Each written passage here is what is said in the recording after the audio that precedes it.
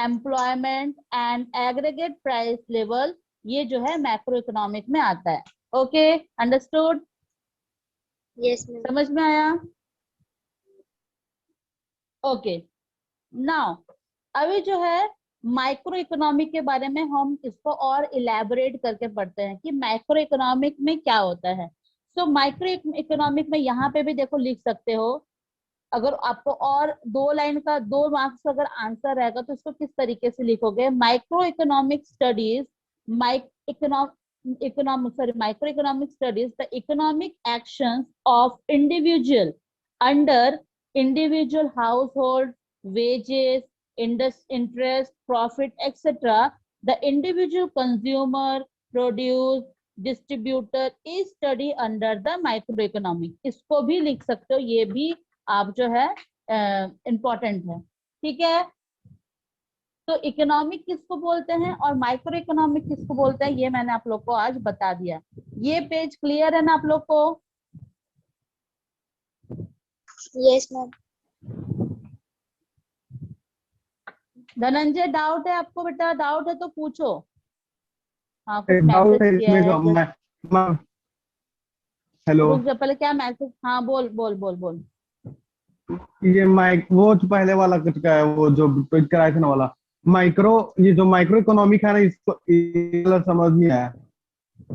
Micro economic वाला समझ में नहीं आया? Just wait wait wait wait wait. Shortcut में बता दो ना ऐसी, और हिंदी पे। हिंदी पे बताऊं माइक्रो इकोनॉमिक का? हाँ, ऐसी शॉर्टकट में बोलो ना।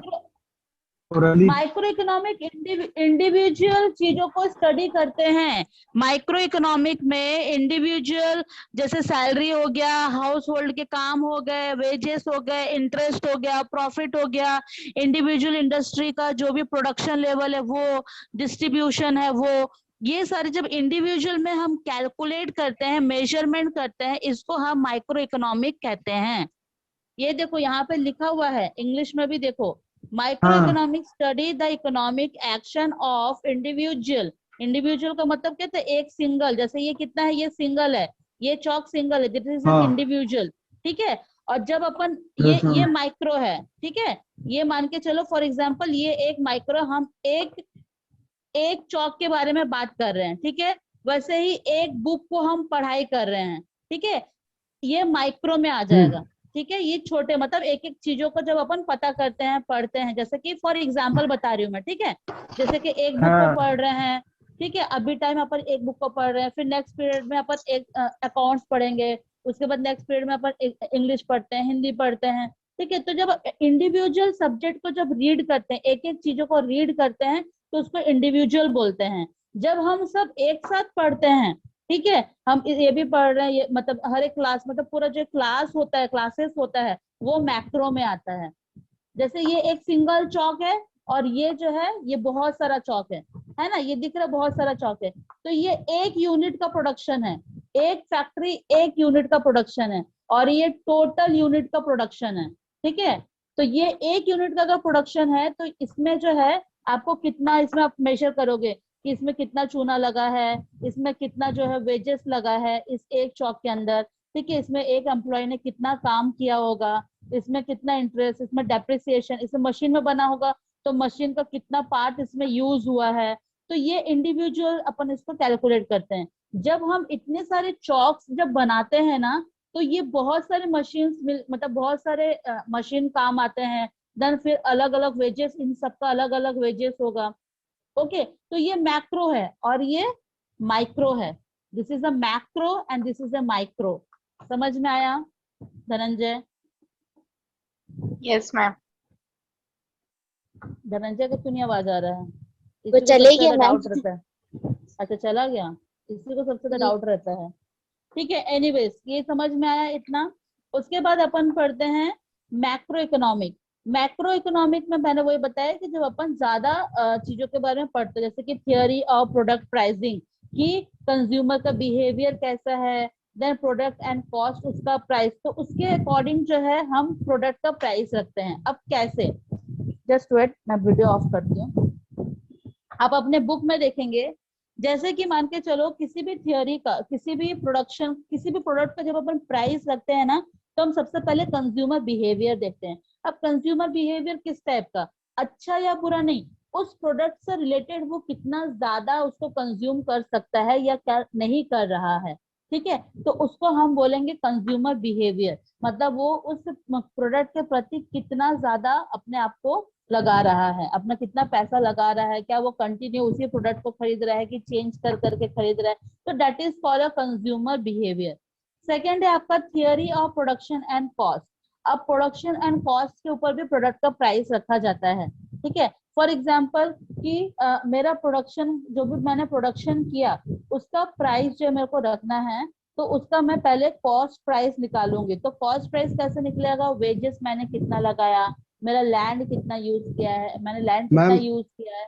हाँ बोलो, स्कोप तो वापस आ स्कोप गए। ऑफ माइक्रो, स्कोप ऑफ वो ये चल रहा है क्या, वही माइक्रो वही वही इकोनॉमिक? वही समझा रहा, हाँ हाँ वही समझा रही मेरे को हूँ। बाहर फेंक दिया था ये जूम ऐप। अच्छा तुमको बाहर फेंक दिया था, ठीक है, कोई बात नहीं। ठीक है, तो स्कोप ऑफ माइक्रो इकोनॉमिक में मतलब ये कहाँ कहाँ देखने को मिलता है हमको माइक्रो इकोनॉमिक, इसके ऊपर बात चल रही है। तो पहला पॉइंट क्या है, theory of product of price. किसी भी प्राइस का, प्रोडक्ट का प्राइस रखने के लिए हमको क्या क्या चीजें देखनी पड़ती है। सबसे पहले कंज्यूमर बिहेवियर। कंज्यूमर बिहेवियर इस तरीके से, क्या ये हम देखते हैं मार्केट में, एनालाइज करते हैं, मेजरिंग करते हैं, क्या वही बंदा जो खरीदता है कंटिन्यू खरीद रहा है क्या उसी प्रोडक्ट को, उसके लिए वो कितना पैसा लगाने के लिए तैयार है, ठीक है, क्या उसको वो चीज की बहुत ज्यादा जरूरत है। तो उसी के अकॉर्डिंग जो है मार्केट सिचुएशन में भी चेंज होता है। ओके, जैसे हमारे पास लिमिटेड सोर्सेस है और उसको हम अल्टरनेटिव चीजों में यूज कर रहे हैं, तो जब लिमिटेड रिसोर्सेस में जब अपन अल्टरनेटिव यूजेस करते हैं ना, उसको रिसोर्सेस में बांटते, प्रोडक्ट में बांटते हैं ना, तो उसका प्राइस जो है बढ़ जाता है, इंक्रीज हो जाता है, ठीक है। तो कंज्यूमर का बिहेवियर देखते हैं कि उस प्रोडक्ट के प्रति उनका कितना लगाव है, तो उसी के अकॉर्डिंग उसका प्राइस रखते हैं। और दूसरा है theory of production and cost. Theory of production and cost में क्या होता है कि जब भी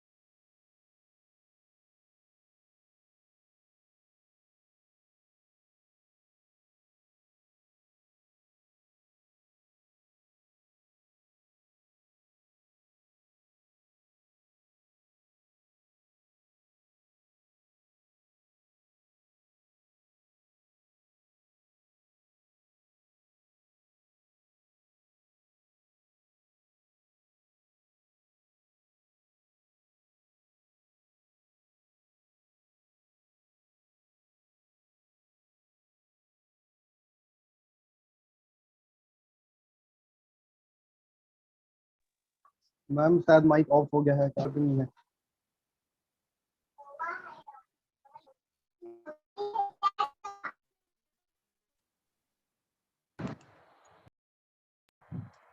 ओके, सो स्टूडेंट्स, वो एक्चुअली थोड़ा फोन आ गया था। एनीवेज, कहाँ पे थी मैं, ठीक है। तो कोई भी चीजों का अपन को प्राइस, कॉस्ट, उसका प्राइस जो है वो पता करना होता है, तो उससे हमारा कॉस्ट ऑफ प्रोडक्शन निकल जाता है। जैसे कि वेजेस हो गया, डेप्रिसिएशन हो गया, इंटरेस्ट हो गया, हमने कितना लैंड यूज किया है, कितना मटेरियल यूज किया है, तो वो सारे को चीजों को प्लस करने के बाद ही जो उसके अमाउंट को प्लस करना है, उन सबको प्लस करने के बाद ही जो है कॉस्ट ऑफ प्रोडक्शन निकलता है। और कॉस्ट ऑफ प्रोडक्शन को अगर हमको इंडिविजुअल यूनिट में चाहिए ना, तो उसको हमको divided by total number of unit में डिवाइड करना पड़ता है। तो उससे क्या होता है, हमारा इंडिविजुअल यूनिट का प्राइस निकल जाता है। ओके, समझ में आया ये वाला पॉइंट, फर्स्ट वाला, कि नहीं समझ में आया? Yes ma'am. हाँ, अभी सेकंड वाला पॉइंट जो बता रहा है, theory of factor pricing, theory of distribution. और फैक्टर ऑफ प्राइसिंग में जो है डिस्ट्रीब्यूशन भी है। मतलब हम माइक्रो इकोनॉमिक में फैक्टर प्राइसिंग करने के लिए सबसे पहले अपन को डिस्ट्रीब्यूशन के बारे में पढ़ना पड़ता है। तो सबसे पहला थियरी ऑफ वेजेस, हमको किन लोगों को वेजेस देना है, कैसे लेबर को वेजेस देना है। जो लेबर चुपचाप बैठे हुए हैं, काम नहीं करे, क्या वैसे लेबर को वेजेस देकर कोई फायदा है? नहीं। वैसे लोगों को इंसेंटिव देके कोई फायदा है? नहीं। ठीक है, ऐसे लेबर को वेजेस अपन को देना है जो टाइम पे आ रहे हैं, ठीक है, टाइम पे जो है अपना पूरा काम कर रहे हैं। प्रोडक्शन यूनिट, आजकल तो पूरे इंडस्ट्री में कैमरा वगैरह भी लगे रहते हैं कि कौन लेबर कितना काम कर रहा है, कितना प्रोडक्शन कर रहा है, वो पूरा दिख जाता है ना। तो वो, हाँ, तो उसी के प्राइसिंग अकॉर्डिंग मतलब? हमको प्राइसिंग, बेटा प्राइसिंग मतलब, हाँ प्राइसिंग। हाँ, प्राइसिंग का मतलब होता है प्रोडक्ट का प्राइस रखना, पैसा उसका प्राइस कितना है, समझा? प्राइसिंग मतलब होता है किसी भी चीज का प्राइस को मेजर करना, प्राइसिंग रखना। Yes ma'am. ठीक है, नहीं समझ में आया? प्राइसिंग मतलब किसी भी चीज का प्राइस बेटा, जैसे कि एक चौक का प्राइस कितना होगा? 1 रुपए। एक पेंसिल का प्राइस कितना होगा? 5 रुपए। एक रबर का 5 रुपए। प्राइस कितना होगा? 5 रुपए। 3 रुपए। ठीक है, 3 रुपए। तो वो प्राइसिंग हुआ ना। और ये 3 रुपए कैसे आया? ये 3 रुपए क्यों हुआ? क्योंकि उसके उस चीज को बनाने के लिए लेबर लगे हैं, उसको अपन वेजेस दिए हैं, देन रेंट अपन दिए हैं, देन अपन इंटरेस्ट दिए हैं, तब जाके उसमें प्रॉफिट भी जुड़ा है, टैक्स भी जुड़ा है, तब जाके वो 3 रुपए हुआ है, समझा? तो थियरी ऑफ वेजेस जो है उसी के ऊपर रहता है कि हमको लेबर लोग को किस तरीके से वेजेस देना है। देन सेकेंड है थियरी ऑफ रेंट, अपन को रेंट के ऊपर कि कितना एरिया हम रेंट पे लिए हैं प्रोडक्शन करने के लिए, हाउस होल्ड के लिए नहीं। अगर आप बोलोगे, अगर जो कंपनी का मालिक है बोलेगा कि मैं रेंट क्या बोलते हैं पूरा का मिला करके मैं यहाँ रहता भी हूँ और साथ में यहाँ काम भी करता हूँ, तो तुम्हारा रहने का वो अलग रेंट हो जाता है। लेकिन तुम्हारा प्रोडक्शन का प्राइस, आप अपने रहने का, खाने पीने का, अपना खुद का पर्सनल चीजों को जो है आप अपने प्रोडक्शन में नहीं जोड़ सकते हो। That is a fully exempted, वो पूरा एग्जाम्प्टेड होना चाहिए, क्योंकि आपको वो पर्सनल चीज है, वो आपके इनकम में शो होगा। लेकिन रेंट जो रहता है वो सिर्फ आप कितना एरिया प्रोडक्शन करने के लिए रेंट पे लिए हो लैंड को, वो उसके ऊपर बेस्ड होना चाहिए। देन आपका थर्ड है थियरी ऑफ इंटरेस्ट। इंटरेस्ट का मतलब यहाँ पे बता रहा है कि आपने कितना लोन लिया है या कितना पैसा लगाया है, तो उसका थियरी ऑफ इंटरेस्ट जो है उसके ऊपर पता करना। Then theory of profit, theory of profit मेरे को पर्टिकुलर सामान में कितना प्रॉफिट रखना, प्रॉफिट मार्जिन कितना रखना है, वो डिसाइड करना है। तो ये पूरा factor of pricing of distribution है। तो हम कोई भी चीजों का जब प्रोडक्शन जब करते हैं तो अलग अलग चीजों को रुपीस में बांट देते हैं, ठीक है? इसको आप लोग मैम कल में मैम और, हाँ हाँ, मैम बोलो मैम, बोलो। जैसे कि इसका क्वेश्चन कैसा आएगा, स्कोप ऑफ माइक्रो इकोनॉमिक? ऐसा पूछा जाएगा कि स्कोप ऑफ माइक्रो इकोनॉमिक क्या होता है, right the scope of micro economic, ऐसा तो पूछेगा। हम लोग इसके ये टाइप लिख देंगे, थ्योरी ऑफ प्रोडक्ट, यही हाँ सब हाँ हाँ ऐसा हाँ ऐसा। हाँ हाँ हाँ हाँ, इसको एक्सप्लेन भी कर सकते तो एक्सप्लेन भी कर देना, और अच्छी बात होगी। नहीं एक्सप्लेन नहीं हुई, इतना ही ठीक है। इतना ठीक है, ठीक है। Then theory of economic welfare. Theory of economic welfare का मतलब यहाँ पर क्या बता रहा है कि हम जो है लोगों के लिए कितना काम कर रहे हैं, या लोगों के लिए अपन कितना जो है प्रोडक्शन जो कर रहे हैं वो लोगों को कितना फायदा हो रहा है। इकोनॉमिक वेलफेयर, हमारे इकोनॉमी को कितना ज्यादा फायदा हो रहा है, ठीक है? वेलफेयर का मतलब होता है कल्याण, हमारे आम जनता को कितना ज्यादा इकोनॉमिक में, या हमारे कंट्री को कितना ज्यादा इकोनॉमिक ग्रोथ हो रहा है, इसके ऊपर स्टडी करना। देन वही बता रहे हैं scope of micro economic, theory of demand, theory of production and cost, factor pricing, theory of economic welfare. Theory of demand का मतलब हो रहा है कि मार्केट में हमारे प्रोडक्ट का कितना डिमांड है, ठीक है, और कौन से मार्केट में है, वो एरिया कितना दूर तक फैला हुआ है। जैसे कहीं कहीं पे आप देखोगे लोकल चीजें यूज होती है, बट कहीं कहीं पे वो चीजें यूज नहीं होती है, ब्रांडेड चीजें ऑल ओवर इंडिया में है ना? तो ये एरिया के ऊपर डिपेंड करता है, या लोगों के यूज के ऊपर डिपेंड करता है कि वो कितना डिमांड करते हैं। नाउ सेकंड है theory of production and cost, वही है theory and production and cost का जो मैंने पहले में बताया। देन फैक्टर प्राइसिंग, वही जो है सेकंड वाला जो है वही बता रहा है। And theory of economic welfare, मतलब उसी पॉइंट को जो है आपको इलेबोरेट कर दिया गया है, ठीक है? यहाँ तक हो गया, समझ में आया यहाँ तक? Yes, ma'am. Yes, ma'am. Okay, characteristics of micro economy, इसको अपन कल पढ़ेंगे, ठीक है? Okay ma'am. Okay ma'am. आज इतना रीड कर लो अच्छे से, और मैं कुछ क्वेश्चन भेज रही हूँ, उसको कॉपी में लिख के मेरे को शो करोगे, यस मैम। क्योंकि क्वेश्चन भी भेजना जरूरी है ना। Yes ma'am. ओके, चलो ठीक है। Thank you ma'am. Okay, welcome.